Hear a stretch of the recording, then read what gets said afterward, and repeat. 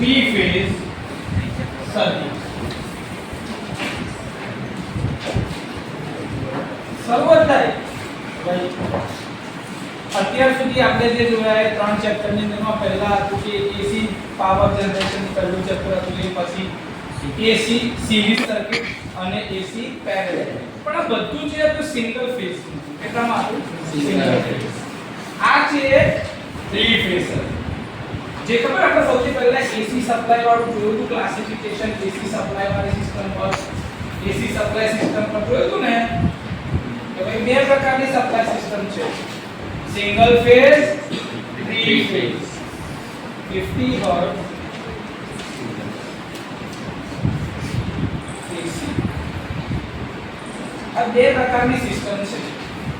તો અત્યારે આપણે આ એક સિસ્ટમ વિશે પૂરેપૂરું જ્ઞાન લઈ લીધું, પણ આ સિસ્ટમ બાકી છે.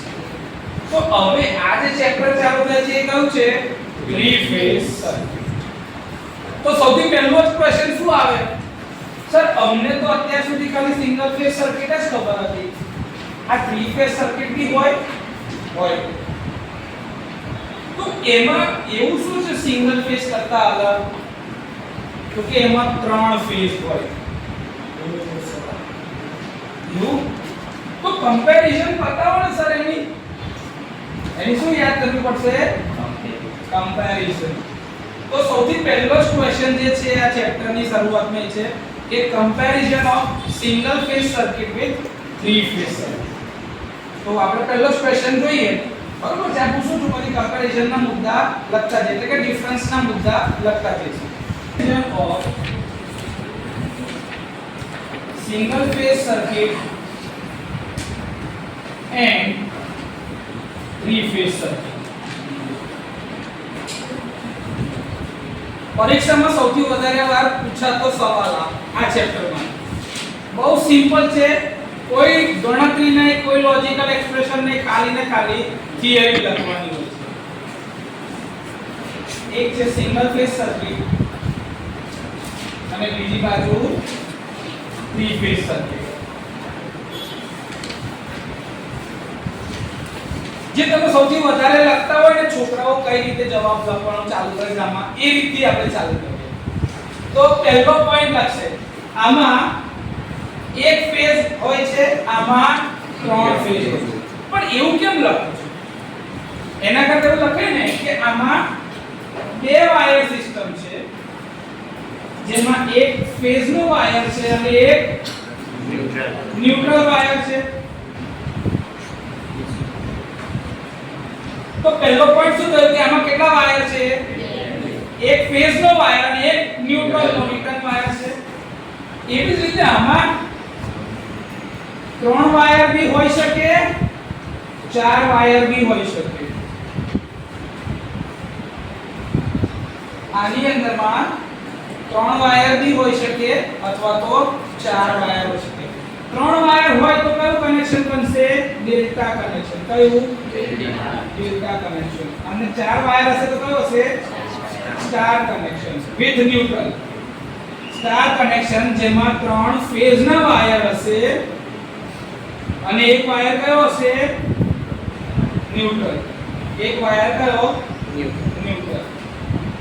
તો તમે જે રીતે લખો છો કે સર આમાં બે વાયર હોય છે અને આની અંદરમાં આવું છે, એના કરતા આ રીતે તમે લખો તો વ્યવસ્થિત બધી ડિટેલ એમાં આવી ગઈ કે આમાં બે વાયર છે, એક ફેઝ માટેનો કંડક્ટર અને બીજો કંડક્ટર ન્યુટ્રલ માટે.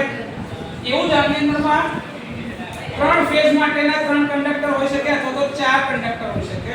ત્રણ ફેઝ વાળું કનેક્શન હશે તો ડેલ્ટામાં અને ચાર વાયર સાથેનું કનેક્શન હશે તો ત્રણ વાયરમાં સ્ટાર પોઈન્ટમાં ફેઝ ના હશે અને એક ન્યુટ્રલ નો હશે. ક્લિયર? Okay sir. જોતાની દ્રષ્ટિએ જ ખબર પડી જાય છે કે ભાઈ આમાં નંબર ઓફ વાયરની સંખ્યા વધારે છે, આમાં નંબર ઓફ વાયરની સંખ્યા ઓછી. હવે તમે આની અંદર જોઈને કહી શકો કે કોનું પાવર રેટિંગ વધારે હશે? થ્રી ફેઝ નું. તો મારાથી લખાય પાવર રેટિંગ is higher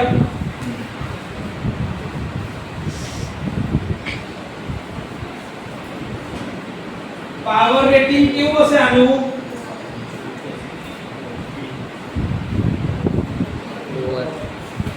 કોઈ ડાઉટ આમાં? પાવર રેટિંગ બંનેના કમ્પેર થઈ ગયા.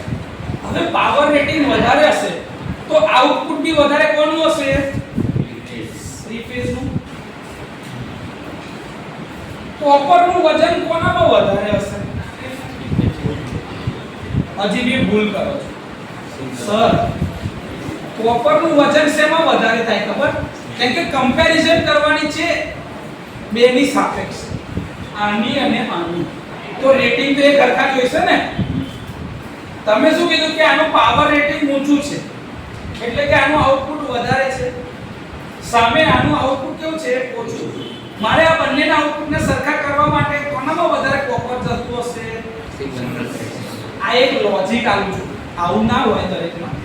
લોજિક એક આપું છું. કેમ ખબર? કેમ કે સ્ટાર કનેક્શન અને ડેલ્ટા કનેક્શન ની અંદરમાં ફેઝ અને લાઈનના હજી તમે રિલેશન સાચવ્યા નથી, તો કે ડિરાઈવ કર્યા નથી આપણે. એ હજી આગળનો મુદ્દો છે. પણ અત્યાર પૂરતું સમજવા માટે ખાલી એક આ મુદ્દો યાદ રાખજો કે થ્રી ફેઝ કરતા એટલા જ રેટિંગનું સિંગલ ફેઝ મશીન જો હોય તો એની સાઈઝ વધારે હશે. થ્રી ફેઝ કરતા એટલા જ રેટિંગનું જો સિંગલ ફેઝનું મશીન હોય તો એની સાઈઝ આ કેવી રીતે સર? મને ના ખબર પડી. આની અંદરમાં કેટલા વોલ્ટેજ મળશે આપણને? 230 વોલ્ટ. Single phase 50 hertz. આટલું જ મળશે મને આમાં. આમાં કેટલા વોલ્ટેજ મળશે? 415 વોલ્ટ અથવા તો 440, તમે જે કહેતો. તો મને કેટલા વોલ્ટેજ મળ્યા આમાં? 415 વોલ્ટ, થ્રી ફેઝ, 50 હર્ટ્ઝ. સમજો હા કે ના? આટલું ઓકે છે. હવે મેઈન વસ્તુ છે, તમે શું કીધું આનું પાવર રેટિંગ વધારે છે, તો ધારો કે આનો કરંટ 50 એમ્પિયર લઈ લો, આનો એમ્પિયર 50 એમ્પિયર લઈ લો, તો એ જ વસ્તુ આની 50 એમ્પિયર પર થશે ખરી? તો ધારો કે સમજો કે મારું એક પાવર રેટિંગ જે છે ને એક ફિક્સ કરીએ છે કે ભાઈ મારે 3 કિલોવોટ નો પાવર જોઈએ. કેટલો? 3 કિલોવોટ. 3 કિલોવોટ એટલે 3000 વોટ થાય.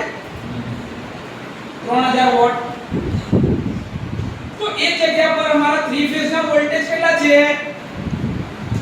આ સિંગલ ફેઝ ના છે 230 વોલ્ટ અને થ્રી ફેઝ ના કેટલા છે? 415 વોલ્ટ. ચલો આનો કરંટ કેટલો આવશે? 3000 ભાગ્યા 230 કરો ને. 3000 ભાગ્યા 230 કરો તો આનો કરંટ કેટલો આવશે? 13.043 એમ્પિયર. હવે એ જગ્યા પર 3000 ભાગ્યા 415 કરો તો 7.22. જો એક જ સરખી કેપેસિટીમાં થ્રી ફેઝ કરતા સિંગલ ફેઝમાં કરંટની વેલ્યુ વધારે છે. ઓકે. કરંટ ધારો કે વધારે તો કંડક્ટર કેવો જોઈશે? જાડો. તમને આ નિયમ ને ખબર? I = V/R ઓહમના નિયમ પ્રમાણે કરંટ વધારે તો રેઝિસ્ટન્સ ઓછો. રેઝિસ્ટન્સ નું ઇક્વેશન શું હતું? R = ρl/એરિયા. રેઝિસ્ટન્સ ઓછો તો ક્રોસ સેક્શનલ એરિયા વધારે એટલે જાડું હશે. જેમ જેમ જાડાઈ વધતી જાય એમ એમ એનો એરિયા. તો આ મશીનની સાઈઝ કેવી હશે? સાઈઝ બી મોટી હશે. કેમ? એનું કરંટ રેટિંગ વધારે છે. આની સાઈઝ સ્મોલ. ખાલી એટલું યાદ રાખવાનું કે ભાઈ સેમ કેપેસિટી નું મશીન. કેટલા? સેમ કેપેસિટી નું મશીન. પાવર રેટિંગ એક સરખા હોવા જોઈએ તો જ ગણતરી તો સરખામણી થાય. ગધેડા જોડે જ ગધેડા સરખાવાય, ઘોડા જોડે ગધેડા ના સરખાવાય. એટલે કે ભાઈ ધારો કે હું વાત કરી તો સિંગલ ફેઝ સર્કિટ માટે તો પાવર રેટિંગ બંનેનું એક કોમન જોઈએ તો જ સરખામણી થાય, બાકી સરખામણી થાય તો મેં પાવર રેટિંગ સરખા કીધા. સાઈઝ કોની વધારે છે? Single phase. તો એના ક્રોસ સેક્શનલ એરિયા વધારે છે, જાડાઈ વધારે. હવે જાડાઈ વધારે હોય તો તાંબુ વધારે કોણ વાપરશે? ધન જાડો કરવા માટે વધારે તાંબુ વાપરવું પડશે. તો કોપર નું વેટ કોનું વધારે આવ્યું? તમારી ચોપડી ખાલી કહી દેશે કે ભાઈ તાંબાનું વજન વધારે છે. કઈ રીતે? તો કે આ દરેક જો એક જ વસ્તુ યાદ રાખો, મને દરેક વસ્તુ છે ને કોઈ વસ્તુ બોડી કઢાવવાની આદત નહીં. આપણે લોજિકલી જે પ્રૂવ થતું હોય ને એ જ રીતે વાત કરવાની છે. કેમ કે મેથેમેટિક્સ વગર એન્જિનિયરિંગ છે જ નહીં. એટલે આપણે મેથેમેટિક્સ નો યુઝ કરીને જ એન્જિનિયરિંગ સમજવાનું છે. ચલો કોપરની સાઈઝ શેમાં વધારે છે? સિંગલ. એટલે કે કોપરનું વેઇટ વધારે છે મોલ. કોપર વેઇટ લેસ ઓછું. ક્લિયર? આમાં કોઈ ડાઉટ? સર બીજું સિંગલ ફેઝ સર્કિટ ખાલી ને ખાલી ડિસ્ટ્રીબ્યુશન માં જ વપરાય. આપણે ઘરે પાવર આવે છે ને ડિસ્ટ્રીબ્યુશન એમાં જ હોય. ડિસ્ટ્રીબ્યુશન સર્કિટ માં જ વપરાય ખાલી. જ્યારે three phase circuit power generation, transmission અથવા તો ડિસ્ટ્રીબ્યુશન બધામાં વપરાય કે નહીં? તો આ ક્યાં આગળ હોય? જનરેશન, ટ્રાન્સમિશન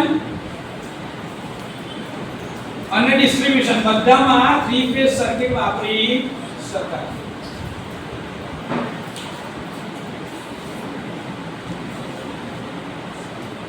આયો.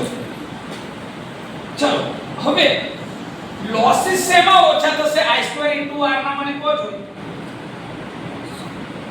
I2 * R કરંટ આમાં વધારે છે તો I2 R લોસ કોના વધારે થયા? આના. તો એફિશિયન્સી ઓછી થશે. એફિશિયન્સી ઓછી થશે તો એફિશિયન્સી કોની વધારે મળી? થ્રી ફેઝ ની. તો એક નવો મુદ્દો લખાય ને, એફિશિયન્સી હાયર અને એ જગ્યા પર આની એફિશિયન્સી લોઅર.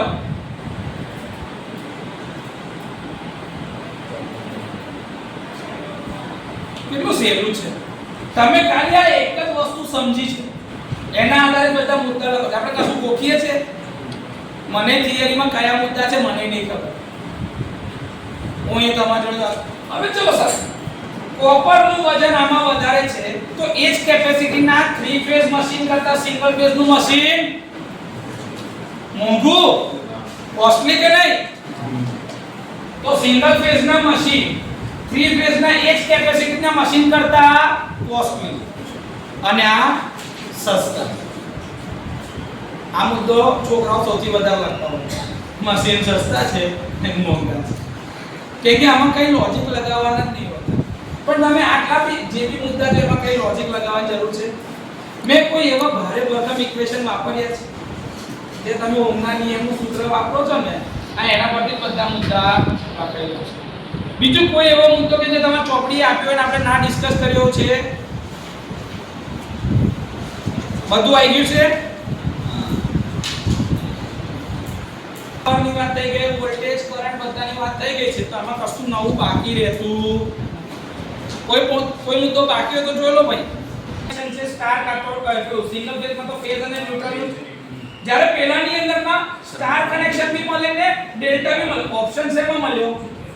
થ્રી ફેઝમાં. તો ફ્લેક્સિબિલિટી કોની વધારે? ડેલ્ટા કનેક્ટ કરો તો ડેલ્ટા કર, સ્ટાર કનેક્ટ કરો તો સ્ટાર કર. તો થ્રી ફેઝ સિસ્ટમની ફ્લેક્સિબિલિટી વધારે છે.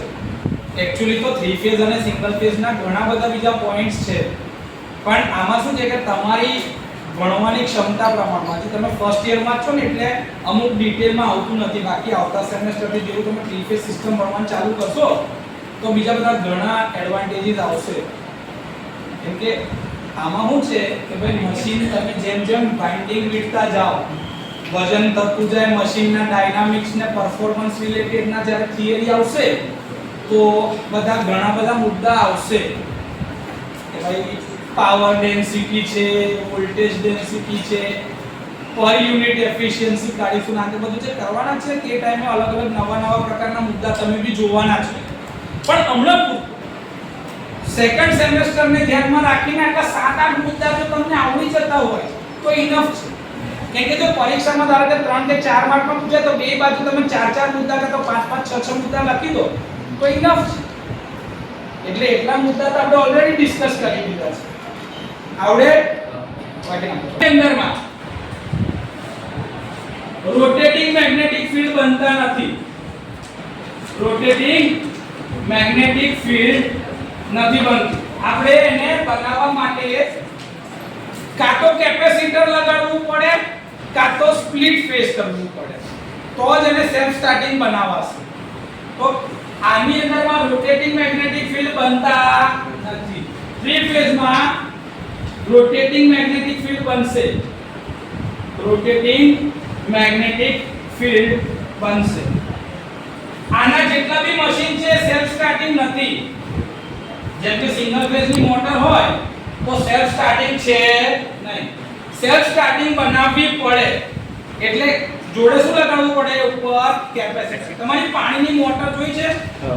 એ પાણીની મોટર આ જ છે સિંગલ ફેઝની.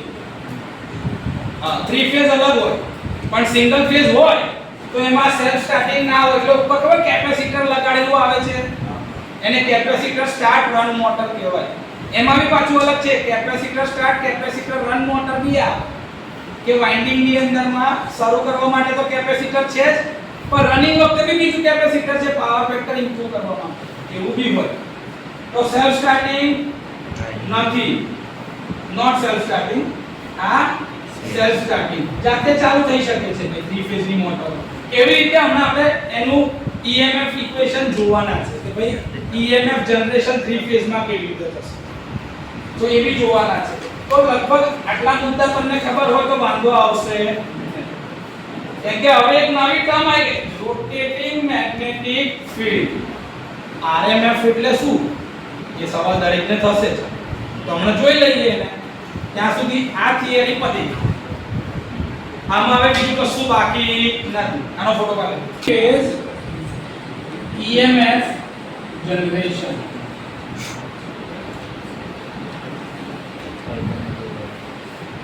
થ્રી ફેઝ જનરેશન સાહેબ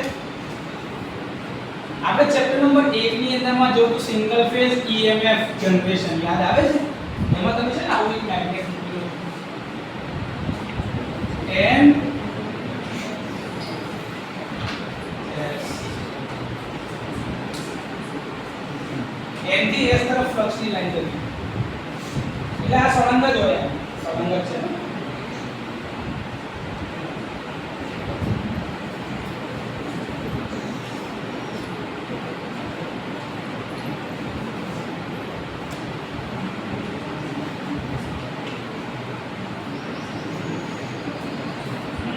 આ શું છે તમારી ફ્લક્સની લાઇન્સ. આ પરમાનન્ટ મેગ્નેટના પોલ્સ છે. Poles permanent મેગ્નેટના.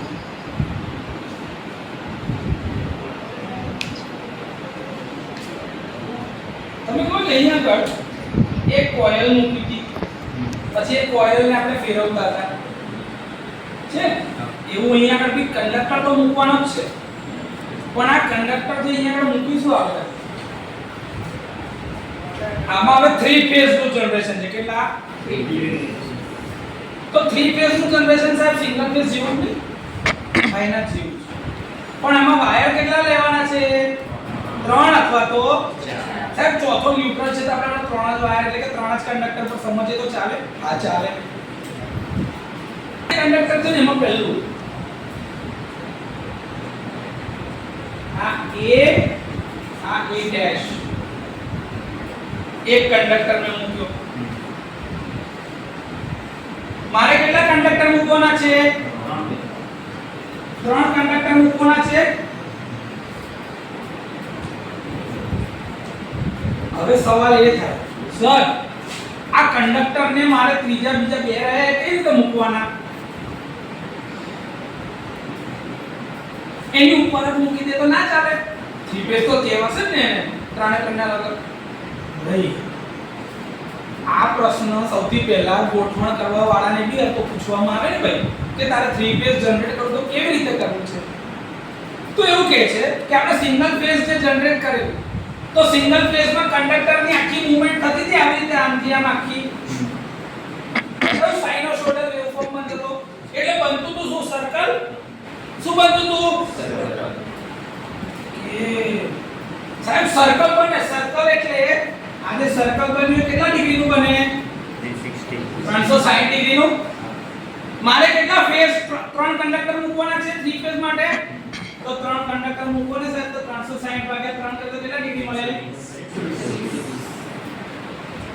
આવી રીતે વિચાર્યા પછીથી બીજા બે કંડક્ટર જે મૂકવામાં આવ્યા ને એ બંને એકબીજા જોડે 120 ડિગ્રીના ખૂણા પર મૂકવામાં આવ્યા રોટેશનની ડાયરેક્શન કઈ એન્ટી ક્લોકવાઇઝ યાદ આવ્યું તો અહીંથી બીજા આ 90 અને આ બીજા 30 થઈ ગયા તો આ બીજા 120 ડિગ્રી પર મળ્યું તો અહીંયા હું કયો કંડક્ટર મારો મૂકીશ બી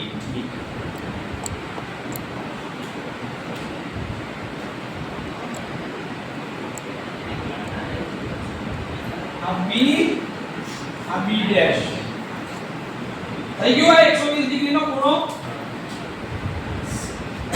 ત્યાંથી ફરી પાછા બીજા 120 ડિગ્રી માપવાના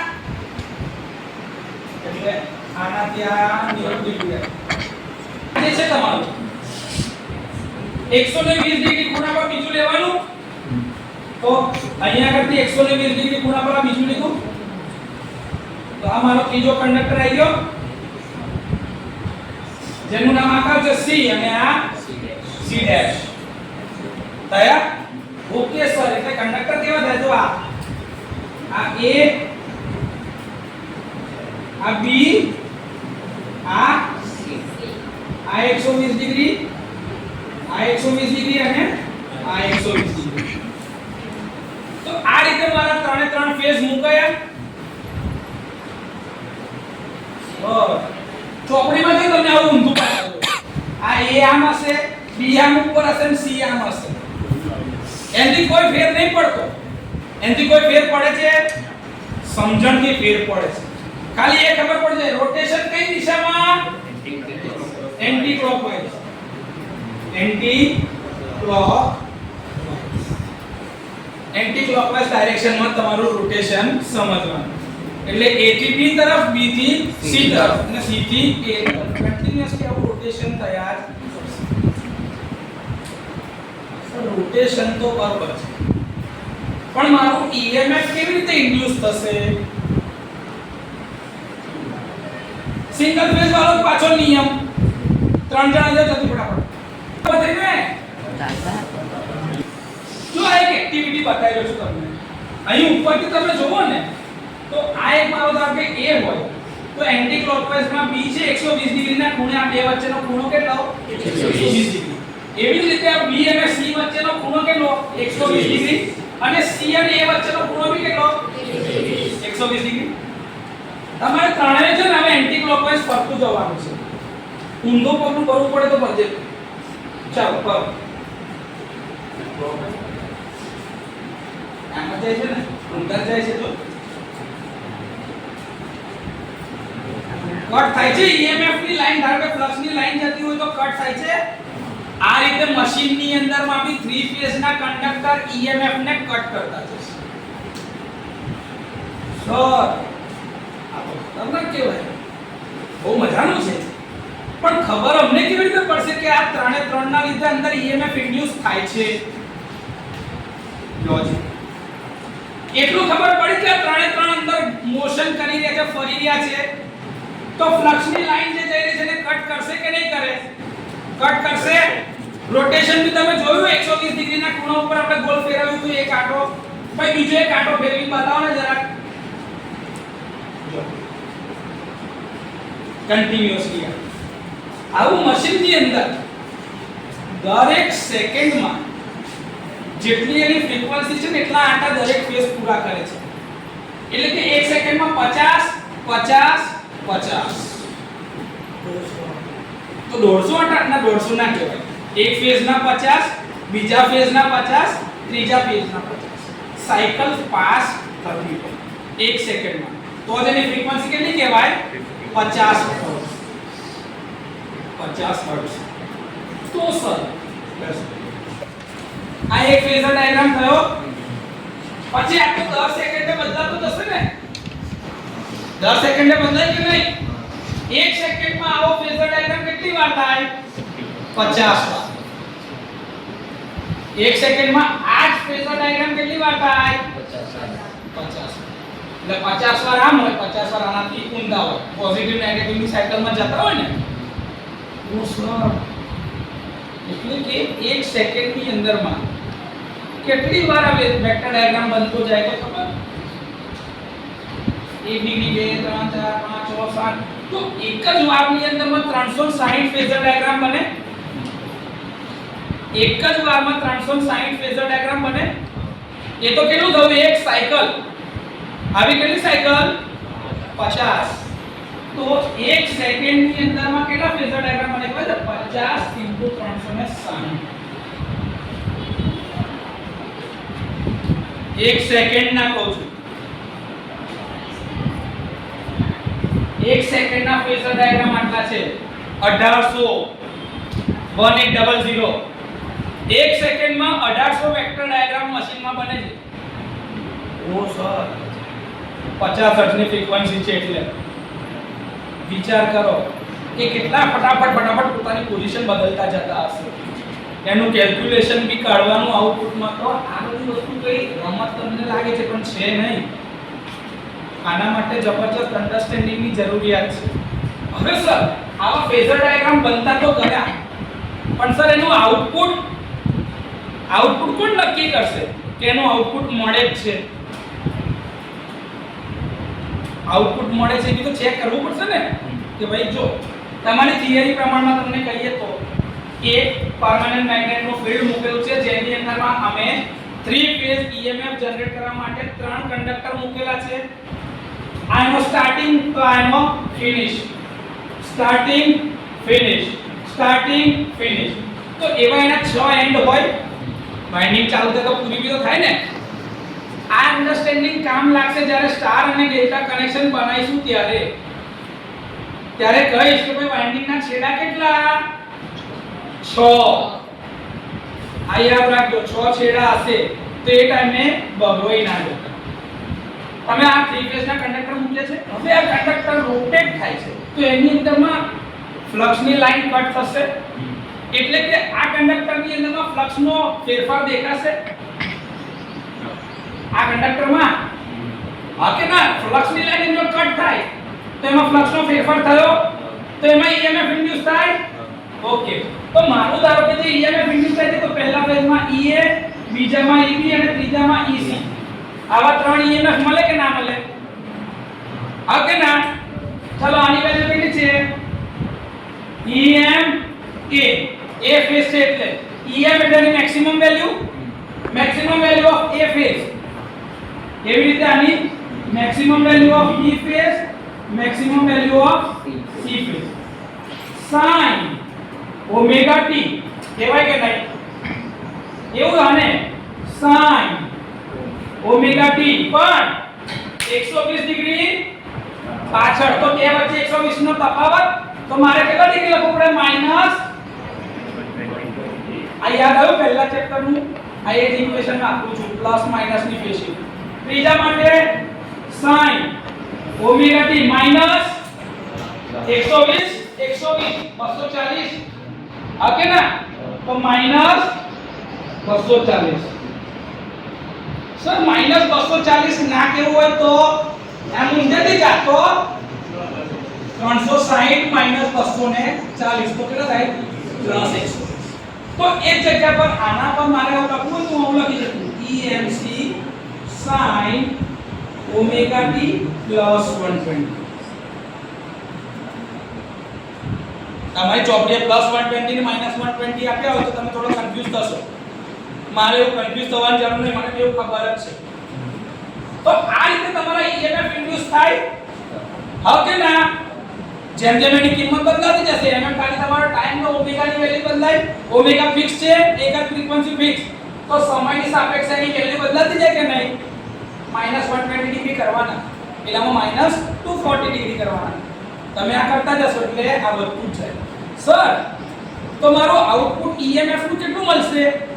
3 3 નો સરવાળો, આ એકનું છે, આ બીજાનું છે, આ ત્રીજાનું છે, તો 10 સેકન્ડે મારે ટોટલ આઉટપુટ જોઈતું હોય તો 3 3 નો શું થાય?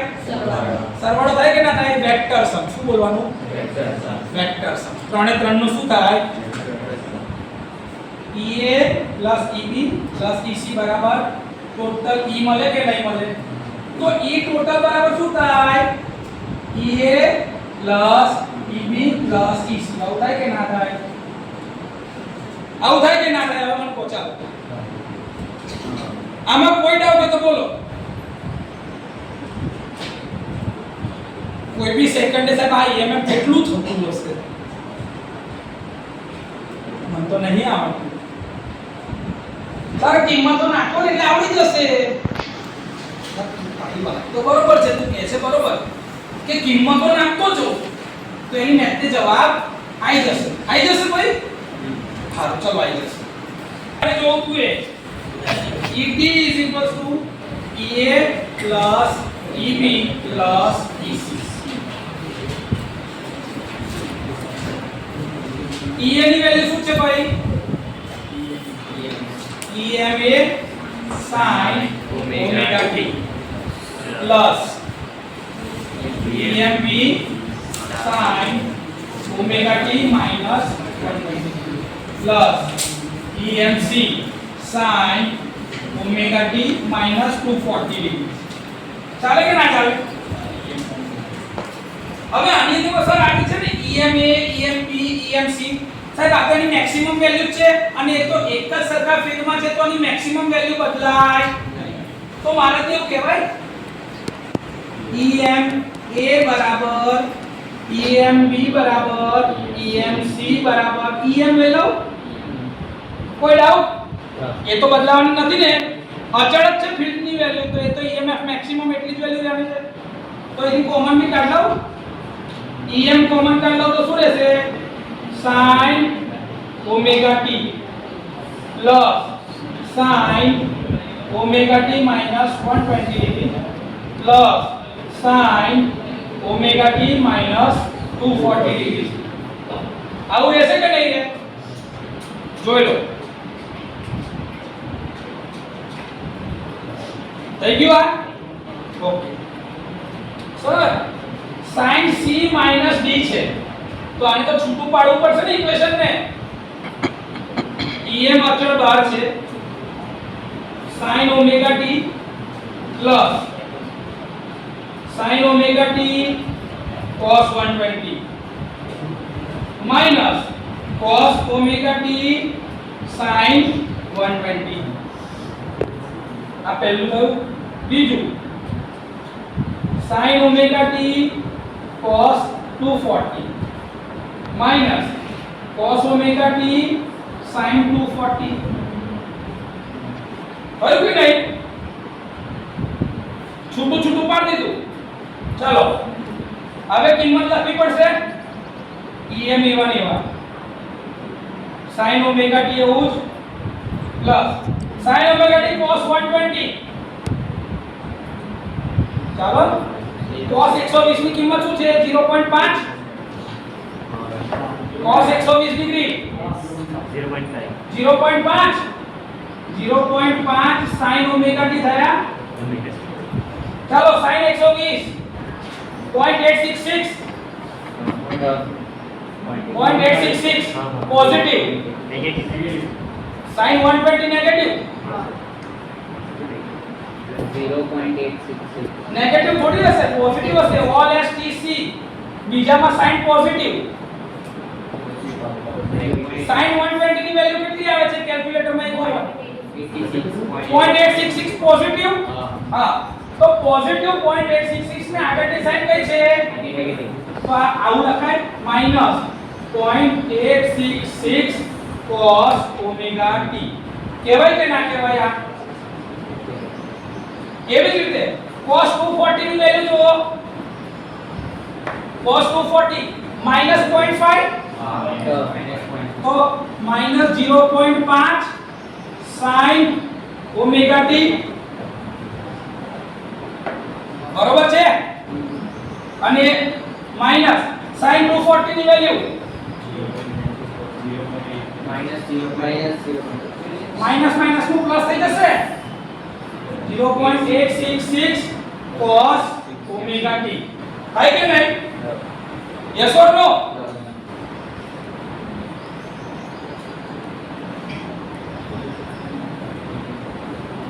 cos 120 ની વેલ્યુ કેટલી છે -0.5 તો તમે પ્લસ લખાય -0.5 થઈ ગયું ઓકે તમે જે લખાવો છો એટલે લખવા માઈનસ છે હા થયું સર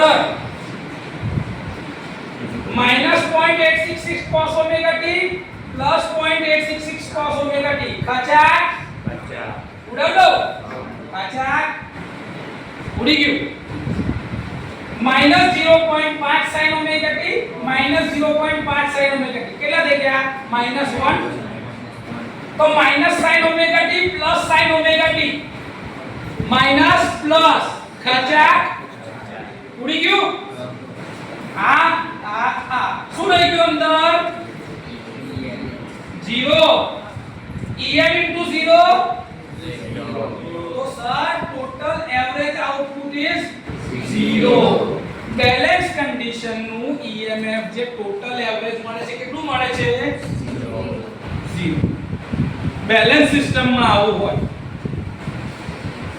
મેથેમેટિકલી પ્રૂવ કરવા ક્લિયર તમે એવું ના કહેતા સર આઉટપુટ તો 0 થઈ ગયું ત્રણે ત્રણ ફેઝ નું બેલેન્સ કન્ડિશન નું કાઢ્યું છે અલગ અલગ થોડી કાઢ્યું છે કે ત્રણે ત્રણ ફેઝ માં અલગ અલગ લોડ લગાડેલો હશે ને ત્રણે ત્રણ ફેઝ માં અલગ અલગ લોડ લગાડેલો હશે એક જ લોડ તો લાગેલો નહીં હોય અને લાગેલો હશે તો બી ત્રણે ત્રણ ના કંડક્ટર અલગ અલગ પોઝિશન પર હશે તો બધામાં 0 ઇન્સ્ટન્ટ અલગ અલગ આવશે આ મે શું કરી છે એવરેજ વેલ્યુ ટોટલ માં કાઢી બતાય વેક્ટર સમ બેલેન્સ કન્ડિશન માં શું થશે 0 ક્લિયર લખી EMF માટેનું તો એવું ટોટલ EMF જે છે ને એ તમે રિયલ અને ઇમેજનરી પાર્ટની રીતે બી જોઈ શકશો કહી શકો છો કે sir EA EMF A sin omega t EB બરાબર EMB sin omega t -120 degree અને EC બરાબર EMC sin omega t -240 degree અથવા તો +120 ડિગ્રી તો આની અંદર માં એટ એન એંગલ 120 લખાય આના બરાબર EA અથવા તો E at an angle 0 degree E at an angle -120 degree અને E at an angle -240 degree maximum value છે તો EM લખી શકાય આવું લખાય કે ના લખાય તો સર તમે એ ટાઈમે બી આપણે કરાવતો હતા કે ભાઈ E ટોટલ બરાબર શું થાય તો ભાઈ EA EB EC તો એ ટાઈમ તમે શું થાય EA at an angle 0 degree plus EM at an angle -120 degree plus EM at an angle +120 degree તો -240 ડિગ્રી જે કોઈ ચાલે EM 0 ડિગ્રી એટલે cos 0 plus j sin 0 plus EM cos -120 plus j sin -120 એવું કહેવાય કે ના કહેવાય plus EM cos -240 plus j sin -240 આવું કહેવાય કે ના કહેવાય चलो cos 0 એટલે 1 plus 0 j0 તો EM 1 plus j0 થાય એટલે cos 120 નું શું થાય ભાઈ cos -120 ની વેલ્યુ લખાવો cos -120 ની વેલ્યુ લખાવો ને minus 0.5 minus 0.5 plus j જો એ minus 0.5 plus j.866 sin 120 minus માં હોય minus 0.86 minus 0.86 તો આ માઈનસ આવી ગયું plus em cos minus 240 degree cos minus 240 degrees માં minus minus 0.5 plus j 0.866 થાય તો આનું શું થશે ખબર આખું em minus em into 0.5 minus j em 0.866 minus em into 0.5 plus j 0.866 em આવું થાય કે ના થાય બધાની જોડે em અંદર ગુણી નાખીએ તો ભાઈ આગે ના માઈનસ પ્લસ કાચા કાચા ઉડી ગયા માઈનસ 0.5 em માઈનસ 0.5 em એટલે માઈનસ માઈનસ થઈને માઈનસ 0.5 એટલે 1 minus 1 plus 1 કાચા કાચા કાચા 0 તો બેલેન્સ કન્ડિશન માં તમે આ રીતે એંગલ ની રીતે બી જો તો બી જવાબ શું આવશે 0 આ રીતે બી જવાબ તો 0 જ આવશે બેલેન્સ કન્ડિશન માટે EMF જ્યારે તમે શોધશો તો આ 0 આવશે તમને આ થિયરી પરીક્ષામાં પૂછવામાં આવે છે કે ભાઈ થ્રી ફેઝ EMF જનરેશન સમજાવો અને ટોટલ આઉટપુટ જે એવરેજ કાઢો એ 0 પ્રૂવ કરો તો થશે સર આ લખી નાખો